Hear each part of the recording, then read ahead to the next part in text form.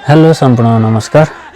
यदि तपाईँहरू अहिले पनि एमाले कांग्रेस र माओवादीको झोले हुनुहुन्छ भने चाहिँ तपाईँहरूले कि देश लुट्नु भएको छ कि जनता लुट्नु भएको छ कि पार्टीबाट अनपेक्षित लाभ लिनु भएको छ, होइन भने चाहिँ यो अवस्थामा पनि एउटा गद्दार नेताहरूको झोले भएर चाहिँ बस्न सक्नुहुन्न।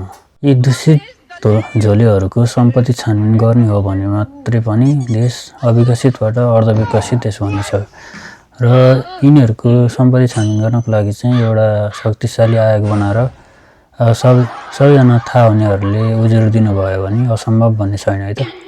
र अबको सरकारले चाहिँ यो गर्ने पर्ने आवश्यकता छ देश विकासको लागि।